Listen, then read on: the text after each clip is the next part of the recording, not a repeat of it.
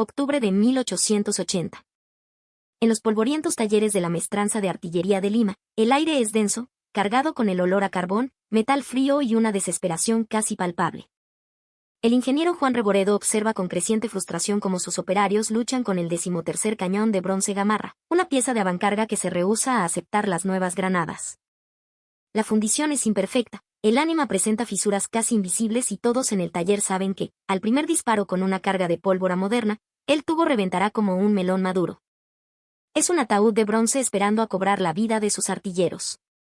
Mientras los técnicos, con los rostros manchados de hollín, anotan otro fracaso en sus libretas, detrás de él, en los patios de la factoría de Bellavista, 247 cañones anticuados, reliquias de guerras pasadas, esperan ser emplazados en las defensas de Lima.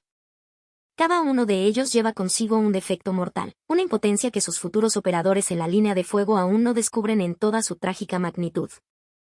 Ninguno de los 47 oficiales e ingenieros presentes en esa mañana fría de octubre comprende que la solución a este problema, a la inminente aniquilación de la capital, vendrá de un cambio tan temerario, tan contrario a todos los principios establecidos de la artillería y la siderurgia, que cuando se proponga por primera vez, 3 de los más altos generales del ejército amenazarán con someter a un consejo de guerra por traición al hombre responsable. En las siguientes 18 horas, el debate sobre esta propuesta suicida dividirá al alto mando del dictador Nicolás de Piérola en 2 bandos irreconciliables, hasta que el eco de un disparo de prueba en las faldas del Cerro San Cristóbal, y el testimonio de un objetivo pulverizado a una distancia imposible, finalmente silencia a los escépticos. La historia del cañón Grip comienza con un problema que obsesionó a los planificadores militares peruanos desde la caída de Arica y Tacna, como darle a la infantería y a las defensas de la capital la capacidad de destruir a la artillería Krupp y a los blindados chilenos sin requerir cañones importados que ya no podían llegar, ni años de entrenamiento especializado que ya no había tiempo de impartir.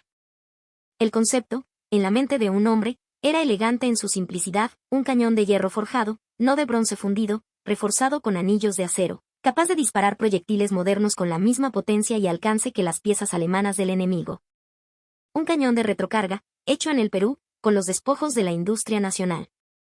El 6 de mayo de 1880, el ingeniero peruano Jorge Grip, un civil de notable reputación en la minería y los ferrocarriles, presentó por primera vez su propuesta al gobierno.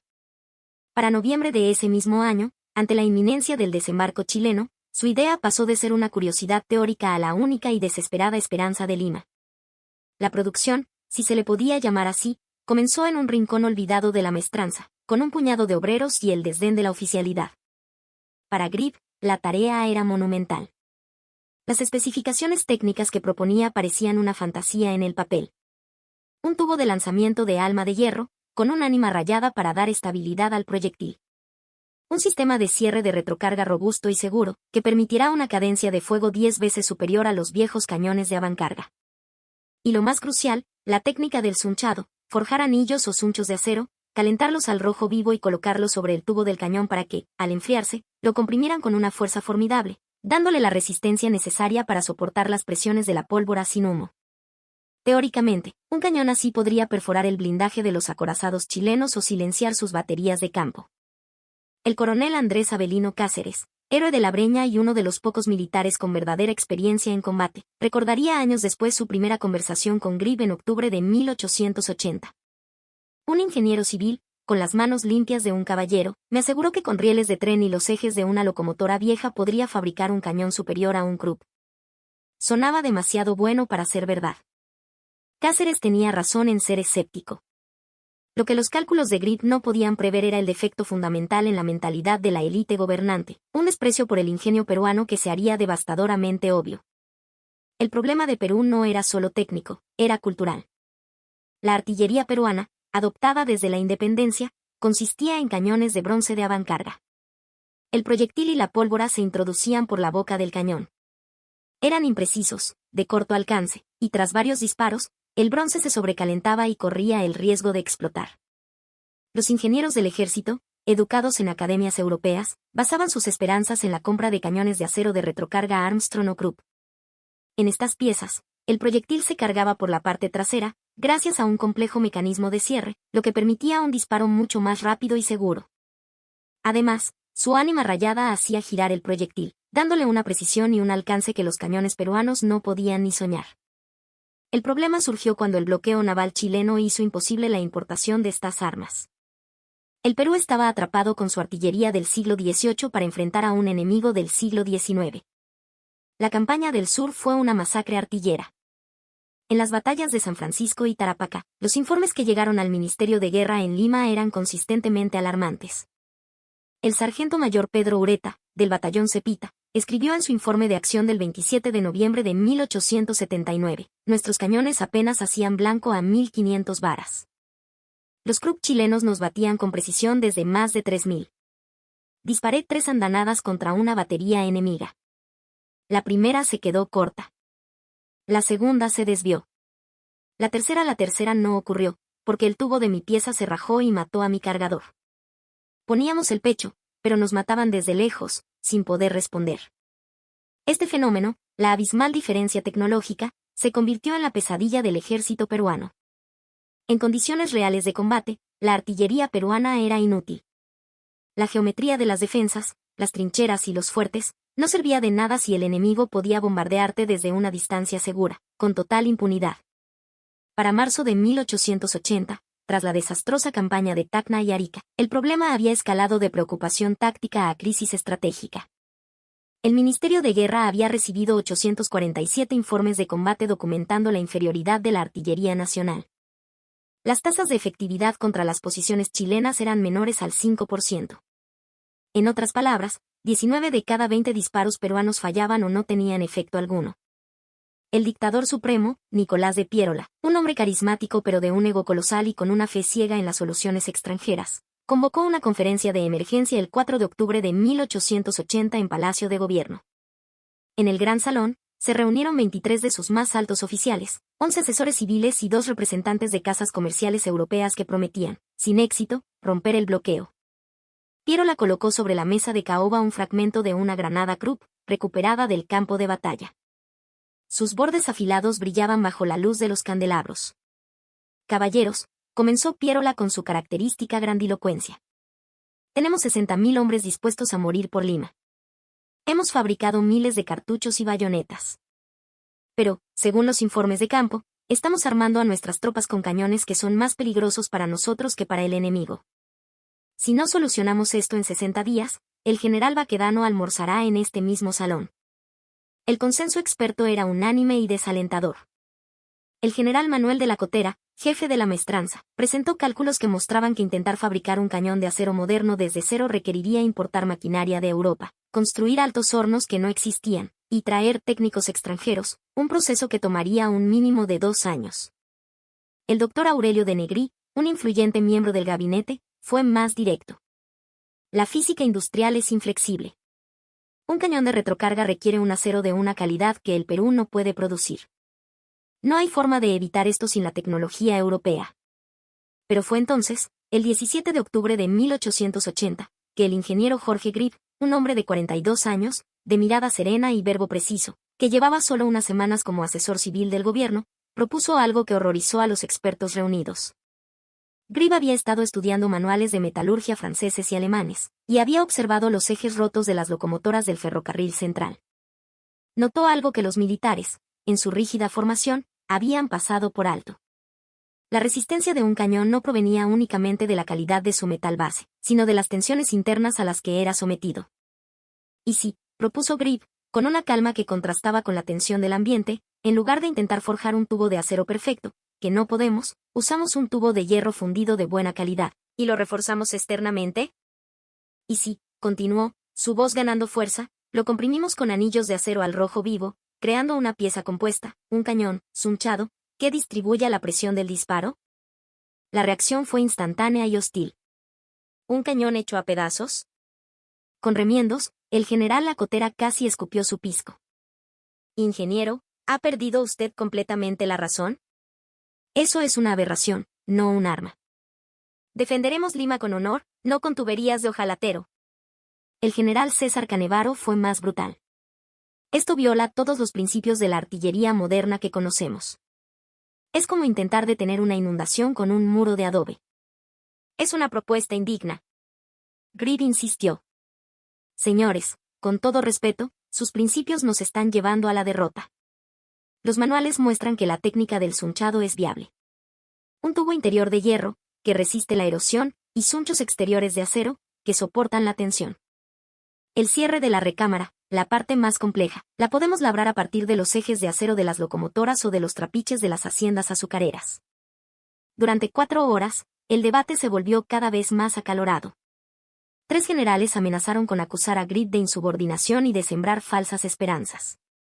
2 de los asesores civiles abandonaron la reunión en protesta. El doctor de Negri declaró que si esta idea temeraria se implementaba, renunciaría públicamente y escribiría un artículo en El Comercio denunciando el despilfarro de los escasos recursos de la nación. Solo una persona en esa sala, además del propio Greeb, consideró la propuesta. No por convicción técnica, sino por desesperación política. Pierola, acorralado y con el ultimátum de la historia sobre su cabeza, vio una oportunidad. «Denle al ingeniero lo que pide», dijo finalmente, silenciando la sala. «Denle un taller, 10 hombres y la chatarra que encuentre. Tiene 48 días. Si para entonces no tiene un prototipo funcional que supere a nuestros mejores cañones, lo fusilo personalmente en la plaza de armas por demencia y traición. Pero si funciona», añadió con una sonrisa ladina, «será la prueba del genio de mi gobierno». Lo que sucedió en esas 48 días se convertiría en leyenda en la historia del ingenio peruano. Greeb y un pequeño equipo de 3 maestros de la maestranza y 7 obreros del ferrocarril trabajaron sin parar. Su primera tarea fue una cacería desesperada por Lima. Recorrieron las estaciones de tren, convenciendo a los jefes de estación de que les entregaran rieles viejos y ejes de vagones dañados. Se adentraron en las haciendas azucareras del Valle del Rímac, negociando por los robustos ejes de acero de los trapiches. Greeb incluso obtuvo permiso para desmantelar una vieja bomba de agua a vapor de la municipalidad, solo para quedarse con su pistón de acero forjado. El trabajo en la maestranza era tosco, urgente, una sinfonía de martillos y fuego. Fundieron el hierro para el tubo interior, un ánima de una calidad decente pero insuficiente por sí sola. Luego, la parte crucial. Los sunchos, anillos de acero forjados a partir de los rieles, eran calentados en la fragua hasta alcanzar un blanco incandescente. Con una precisión milimétrica, los obreros los colocaban sobre el tubo de hierro. Al contacto, el aire siseaba y el vapor lo envolvía todo. Al enfriarse, el acero se contraía, aprisionando el tubo interior con una fuerza de miles de libras por pulgada cuadrada. Era la clave de todo. Para el 19 de noviembre, a las 2 de la tarde, tenían 6 prototipos listos. Parecían incorrectos, casi cómicos. Eran cañones Frankenstein. Donde un Krupp mostraba la elegancia lisa y pulida del acero alemán, estos cañones Greeb eran una amalgama de metales, con los anillos de refuerzo claramente visibles, como las costillas de un esqueleto de hierro. El general Lacotera, mirando los prototipos, sacudió la cabeza. Esto parece un error de fabricación, no un avance en ingeniería. Las pruebas comenzaron a las 15:30 horas del 19 de noviembre en el campo de tiro de San Bartolo. El equipo había posicionado un blanco, una gruesa plancha de hierro reforzada con rieles de tren, a 4.000 metros de distancia, un alcance considerado imposible para cualquier cañón peruano. El propio Jorge Greeb cargó el primer proyectil en su cañón. El maestro armero, un veterano llamado Sargento Aniceto Macho O'Malley, un descendiente de irlandeses tan peruano como el ají de gallina, estaba tan convencido de que el cañón reventaría, que se paró deliberadamente detrás de un muro de adobes, violando todos los protocolos de seguridad. «Si esto revienta», dijo O'Malley, «quiero que me agarre confesado». Greeb accionó el mecanismo de disparo. El cañón salió del letargo con un rugido profundo, seco, diferente al ladrido agudo de los cañones de bronce. El proyectil cruzó los 4.000 metros en pocos segundos y golpeó el blanco con un sonido que llegó retardado, un crujido sordo y profundo. La explosión que siguió fue violenta y definitiva. Cuando el humo y el polvo se disiparon, Pierola, que había acudido a la prueba, caminó hacia el puesto de observación con las manos temblando.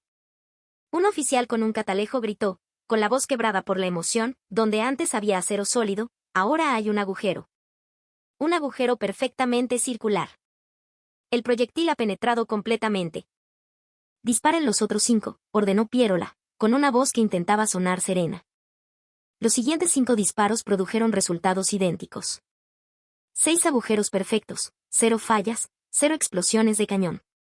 Con un alcance de 4.000 metros, donde la artillería peruana tenía una tasa de éxito del 0%, el diseño de Greeb alcanzó el 100%. Pero los verdaderos números llegaron cuando los ingenieros midieron la penetración real.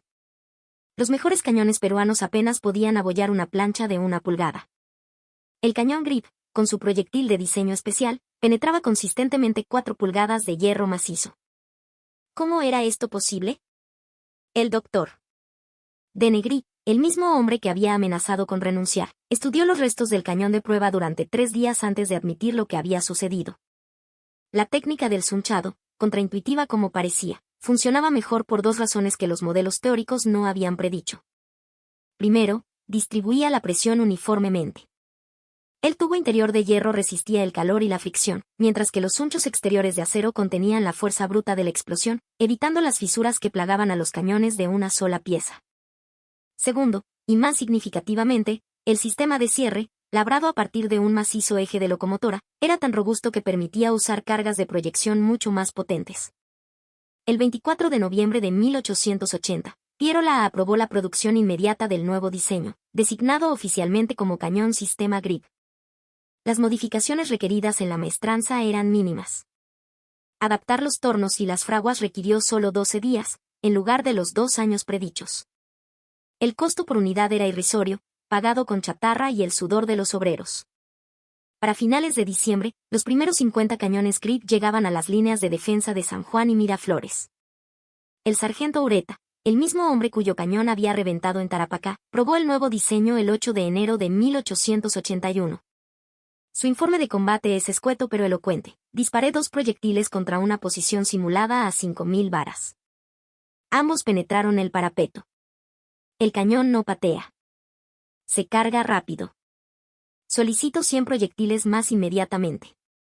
Pero la verdadera revolución vino cuando el equipo de Grip se dio cuenta de que si su técnica de construcción funcionaba, quizás otros cambios temerarios también lo harían. En mayo de 1943, Uy propuso algo aún más radical: eliminar el rifling por completo del tubo de lanzamiento.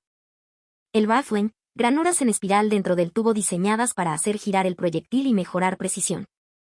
Era dogma en diseño de armas desde el siglo XV. Pero Uy argumentaba que el giro causado por el rifling estaba desgarrando el jet de cobre fundido que creaba la carga moldeada HIP.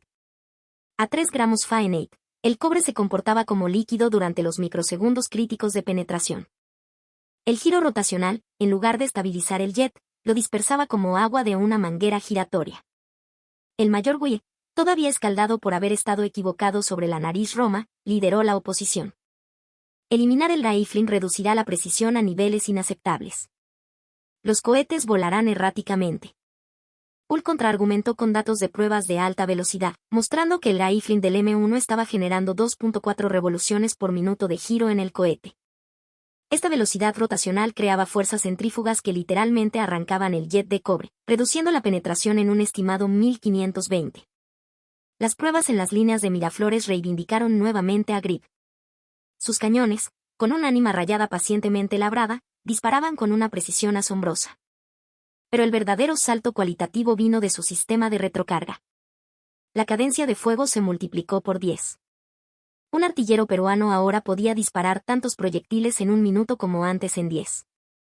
El sistema Grip, combinado con el ingenio de los armeros de la maestranza, representaba una transformación completa de la plataforma original. El alcance efectivo había aumentado de 1.500 a más de 5.000 metros. Las tasas de efectividad en combate, como se vería trágicamente en las batallas por Lima, pasaron del 5% a casi el 80%. Y todo esto se había logrado no mediante la inversión masiva de recursos, sino mediante un cambio aparentemente suicida que contradecía el consenso de la élite experta. Las estadísticas de combate cuentan la historia de esta transformación. En la campaña del sur, entre 1879 y mediados de 1880, la artillería peruana fue prácticamente inexistente. En la defensa de Lima, en enero de 1881, los 50 cañones Grip desplegados en los reductos de Miraflores causaron estragos en las avanzadas chilenas. El historiador chileno Benjamín Vicuña Maquén escribiría: una nueva y formidable artillería nos esperaba en Lima, salida de la nada, con un alcance y una precisión que no esperábamos. Pero más significativo que los números fue el cambio psicológico. En 1879, los artilleros chilenos despreciaban a los cañones peruanos como los escupefierros que hacen ruido pero no daño. Para 1881, el teniente chileno Rafael Torreblanca, capturado en Miraflores, dijo a sus interrogadores peruanos: temíamos a esos cañones negros y toscos más que a sus batallones. El batallón tenías que verlo venir. El cañón Grip aparecía de la nada, Un fogonazo en un reducto a 5 kilómetros y tu batería explotaba. No había defensa. El impacto industrial, aunque efímero, fue profundo. El Perú produjo cerca de 60 cañones Grip de diversos calibres. La producción de proyectiles alcanzó las 15.000 unidades. Cada cañón costaba una fracción infinitesimal de un Krupp importado. El costo total del programa Grip fue financiado con donaciones patrióticas y chatarra. Para contextualizar, un solo cañón Krupp de campaña costaba el equivalente a construir 10 Grip. El ingenio peruano permitió que artilleros con semanas de entrenamiento detuvieran, aunque fuera temporalmente, a un ejército moderno. La relación costo-efectividad era devastadora. La historia de Jorge Grip es notable por su humildad. Después de la guerra, regresó a sus actividades como ingeniero civil y empresario, diseñando puentes y desarrollando minas. Rechazó múltiples condecoraciones y entrevistas, insistiendo en que solo apliqué principios de ingeniería que cualquier técnico podría haber deducido. En 1913, ya anciano, finalmente aceptó una entrevista con la revista Variedades. Su reflexión sobre los cambios temerarios que crearon el cañón que defendió Lima es instructiva. Los expertos estaban ciegos porque habían invertido años aprendiendo las verdades de los manuales europeos. Yo era demasiado práctico para saber que era imposible, así que simplemente probé lo que parecía lógico. A veces la mayor ventaja es no saber lo suficiente como para estar paralizado por el dogma. La ironía no pasó desapercibida para el propio Pierola. En sus memorias, escribió, casi fusilamos al hombre que nos dio artillería. Los cambios que él propuso, cambios que cada experto declaró suicidas, aumentaron el rendimiento de nuestras defensas de forma incalculable. Si hubiera una lección de la historia del cañón Grip es esta: cuando todos los expertos están de acuerdo, busquen al patriota ingenioso que pregunta, ¿pero qué pasaría si lo hacemos nosotros mismos? El legado técnico del cañón Grip se extendió mucho más allá de la Guerra del Pacífico. El principio del sunchado para reforzar cañones se convirtió en una técnica estándar en muchas armerías del mundo. La idea de que una nación sin una industria pesada podía producir artillería moderna usando recursos locales inspiró a otros países. Tecnologías que parecían heréticas en 1880 son ahora un ejemplo clásico de innovación en tiempos de crisis. En 1991, durante la conmemoración de la batalla de Miraflores, un joven cadete de la Escuela Militar de Chorrillos, revisando los archivos del Centro de Estudios Histórico-Militares, notó una nota al pie en un manual técnico de 1881, Cañón Sistema Grip, basado en la investigación del ingeniero J. Grip en la Maestranza de Lima, 1880. Curioso, investigó y descubrió que Jorge Grip, el hombre cuyas ideas temerarias habían transformado la defensa de la capital, había muerto en 1921, trabajando hasta su muerte en proyectos de ingeniería civil, sin haber recibido nunca un reconocimiento público significativo por su contribución militar. El Estado peruano, avergonzado, emitió póstumamente la Orden Militar de Ayacucho en el grado de Gran Cruz a su familia en 1992. La placa conmemorativa instalada en la Escuela Superior de Guerra en 1994 incluye una cita del general Lacotera, el mismo hombre que más vigorosamente se opuso a las ideas de Grip. El ingeniero Grip nos enseñó que imposible es lo que los expertos dicen justo antes de que un peruano les demuestre que están equivocados. Hoy, en el Museo de los Combatientes del Morro de Arica, un cañón Grip original ocupa un lugar destacado. La placa descriptiva es sucinta, pero precisa: Cañón Sistema Grip. Alcance: 5.000 metros. Costo: el valor de la chatarra y el ingenio de un patriota. Batallones chilenos detenidos en Miraflores, 3. El arma que no debería haber funcionado, diseñada por un civil que no debería haber tenido razón, salvada por cambios que todos los expertos declararon imposibles. Si esta historia reveló algo que nunca supiste sobre cómo el ingenio peruano transformó la chatarra en un arma formidable, suscríbete. Estas historias importan, no solo como registros históricos, sino como recordatorios de que el progreso a menudo viene de quienes son demasiado tercos para saber que es imposible. Los chilenos rieron cuando supieron que fabricábamos cañones con rieles de tren en 1880. Para enero de 1881, ya no quedaban regimientos chilenos riendo frente a los reductos de Miraflores. El ingenio peruano había hablado, y el